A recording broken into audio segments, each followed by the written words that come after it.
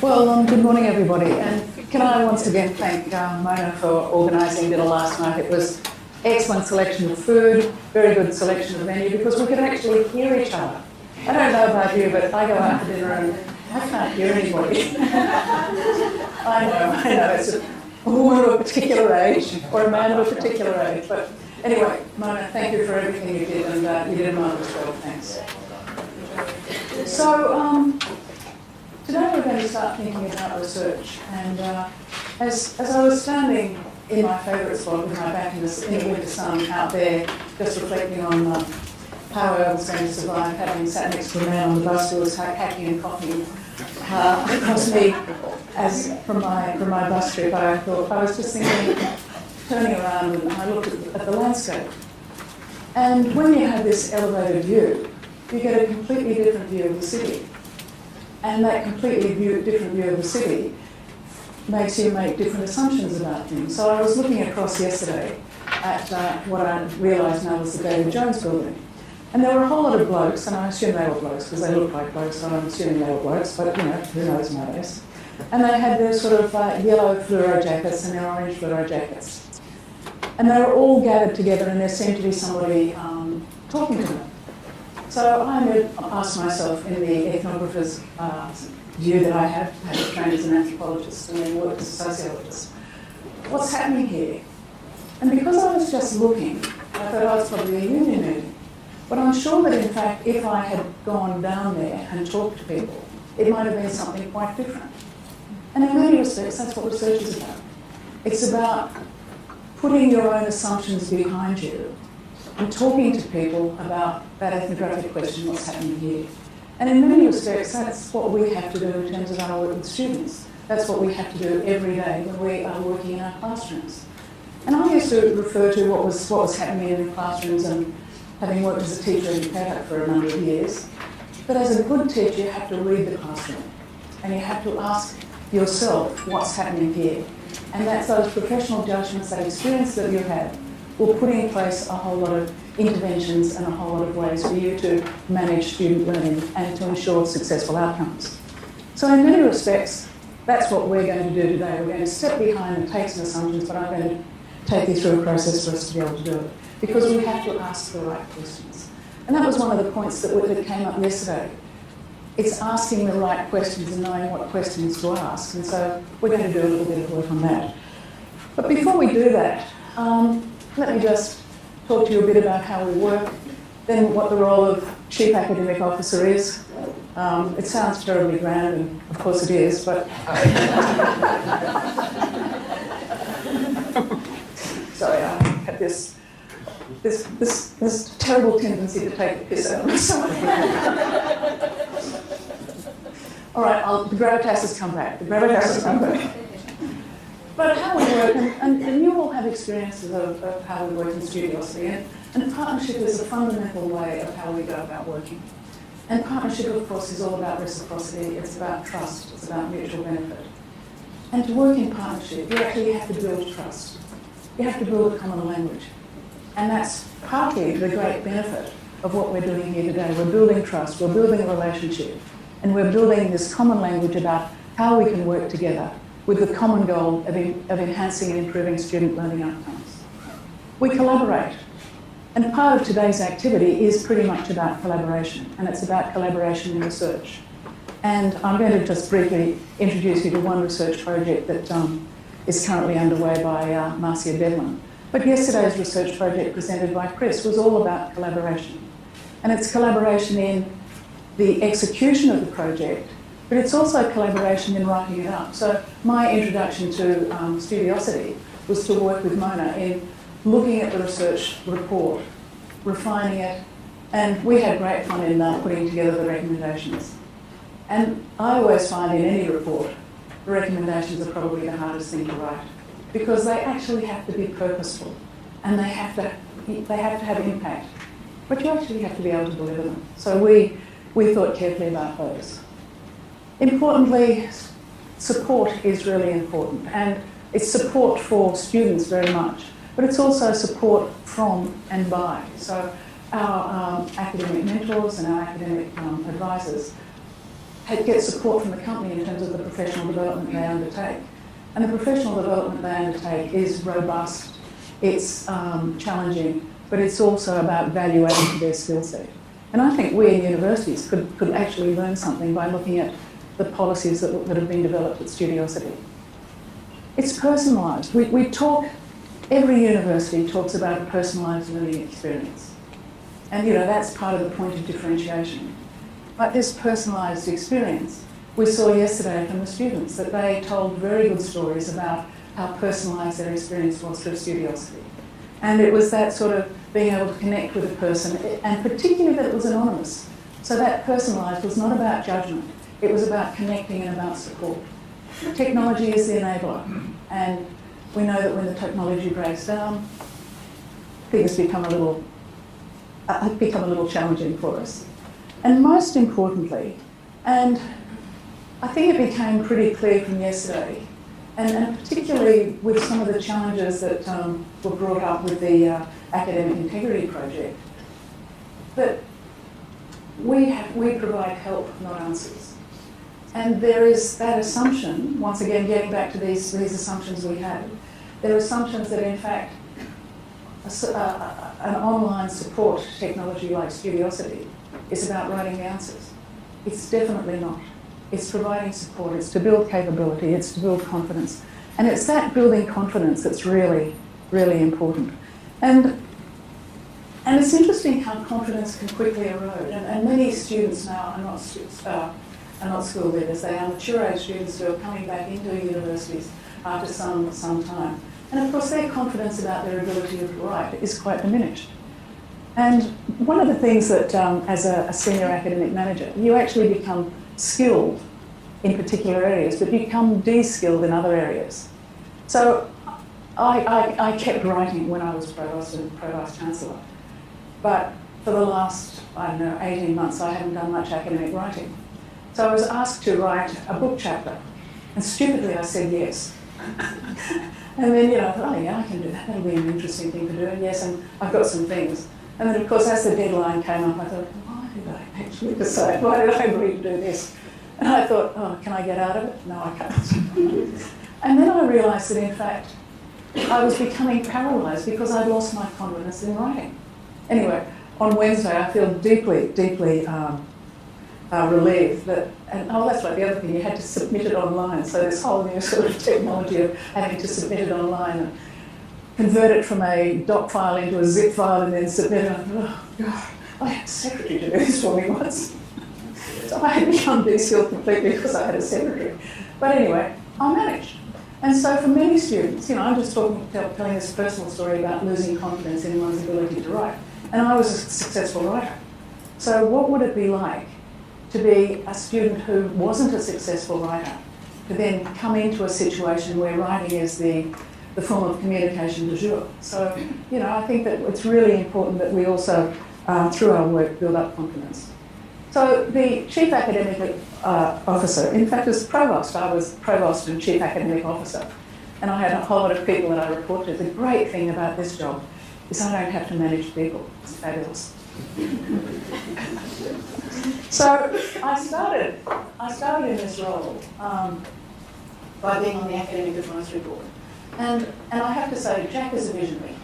Jack is an entrepreneur and a visionary. And he and I had this conversation in a coffee shop in Balmain in the sun, and it was about, I've got this idea about an advisory board. I want some engagement and input from people in universities. What would it look like? And we had a conversation about that, and talked about a whole lot of other things. And then he rang me up and said, let's have another coffee. And he invited me to be on the Academic Advisory Board. And of course, having heard what Studiosity was doing, having heard what it was achieved, how could I resist an opportunity like this? And then when he told me the other people that were on it, I thought, this is something that's worth doing, and this is something where I can make a difference. And one of the things that I do now that I'm no longer an institution, I don't say an institution like this, that I'm no longer in an institution, is my sort of decision for my criteria for making decisions about what I'm going to do. Is this interesting, and will I learn something? Well, I have to say it is extraordinarily interesting, and I'm learning a lot. And working with my colleagues is just fantastic. So what I also do, and this is what I actually love doing, I do mentoring advice to the people that are working in the academic part of the organisation. And for many of them, and in many organisations, there's a real, particularly that many people at Studiosity work remotely, this sense of remoteness leads to a form of isolation and loneliness, and it's not intentional. It's when you get to talk to somebody and you get somebody to have a conversation with, you realise, yeah, I've been sort of isolated and a little bit remote, and there is an intellectual loneliness. So this advice and mentoring has been really, great fun, and interesting conversations have been had. I provide insights into the education and higher education that inform projects and initiatives at Studiosity. So once again, it's my experience of having worked in senior roles at, it really started at Griffith University, University of Sydney, and then Macquarie. And then I act as an advocate, and I act as an advocate both for the products, but also in terms of the work that we do at Studiosity. And that also is given that much of my academic writing was on activism and advocacy, it's nice to actually do this as part of my day-to-day job. So, Marcia Devlin is currently working on a project, and she started the project when she was at, was it at Federation? At RMIT. And it was a project to investigate the value of Studiosity's services and its impact on student awareness, knowledge, skills, attitudes, emotions, and attributes related to plagiarism in their academic work. Links very much to the work that we were talking about yesterday about academic integrity. And this is an international study, it's not just an Australian study, and at the moment there are 10 universities participating. I think that Marcia would like to get it up to at least 20, but we know that universities are survey fatigued, and the request for more information from anybody is sometimes just something that breaks the camel's back. At the moment there are 800 student responses, and it's ongoing, so hopefully we get up to over 1,000. So this project is really about trying to find the student awareness, knowledge, skills and attitudes and emotions that relate to plagiarism. And it's both an educative report, but it's also a diagnostic report in terms of interventions that can be offered. So this is a work in progress. When is this project to be completed?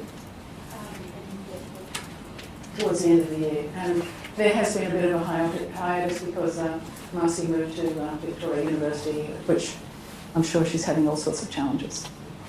So, we are going to do a brainstorming activity, and I want you to do it. I'll take you through the process, and I'll describe it to you. So the first thing is, I'm going to give you individually 5 minutes to write as many research questions as you can about online pedagogy.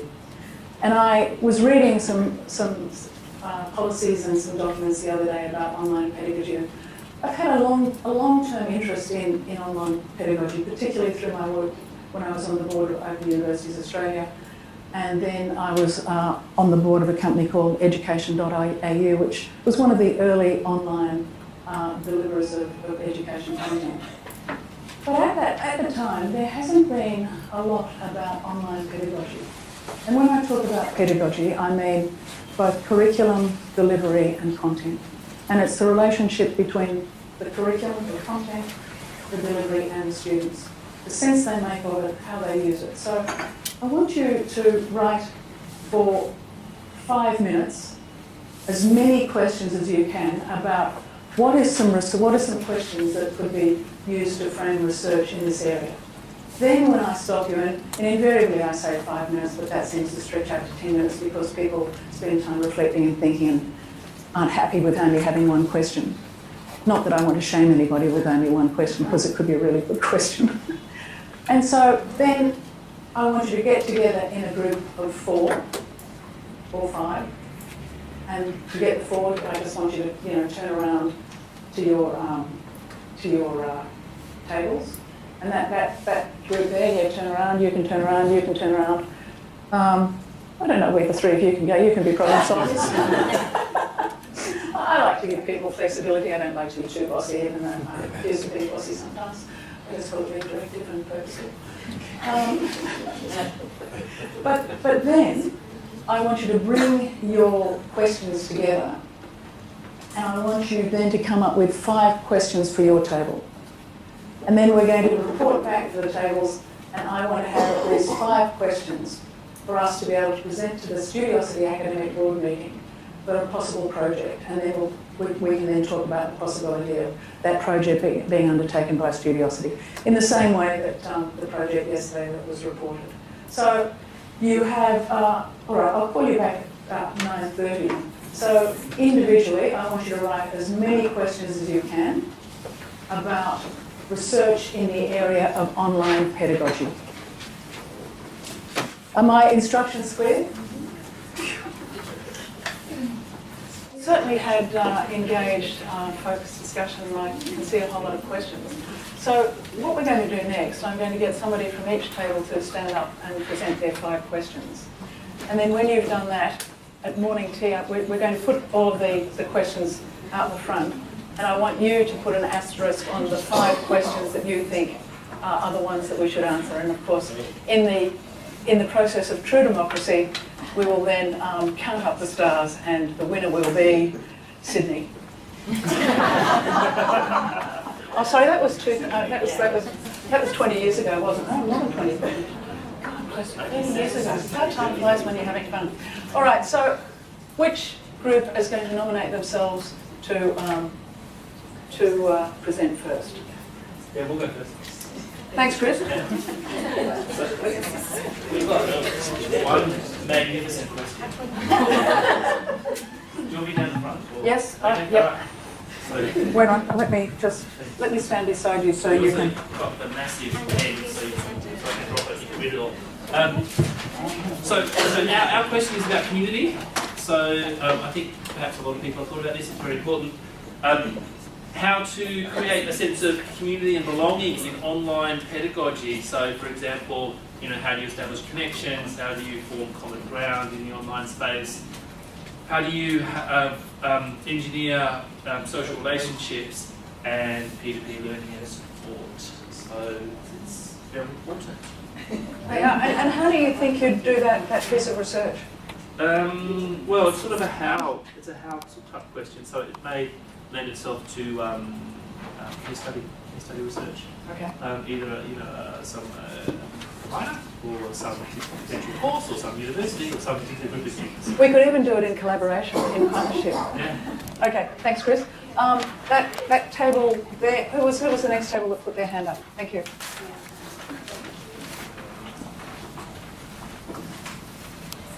Okay, so obviously first group we're onto something because we also have developing online communities, so can see that.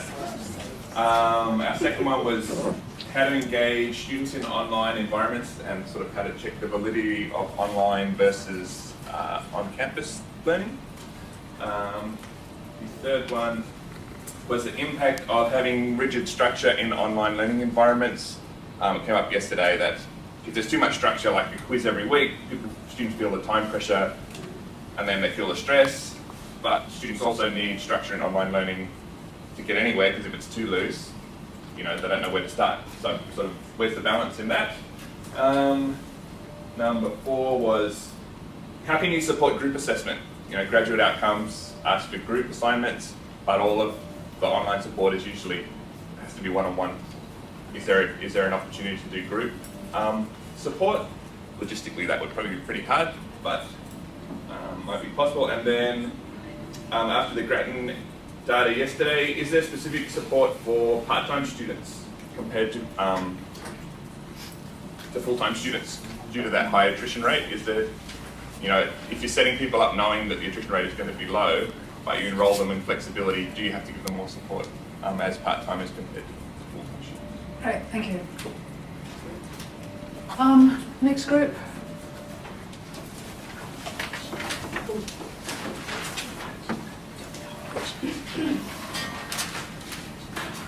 Oh, this one's being done in partnership. Fantastic.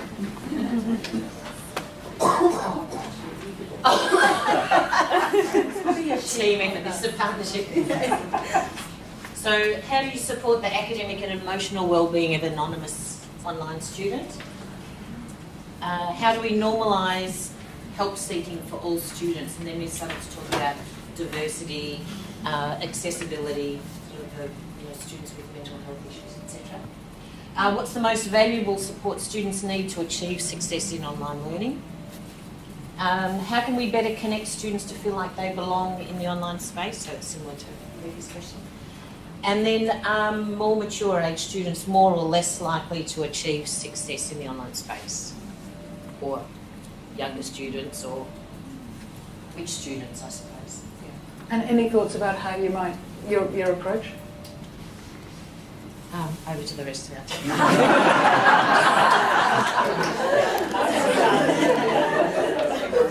Lucky you, Lisa.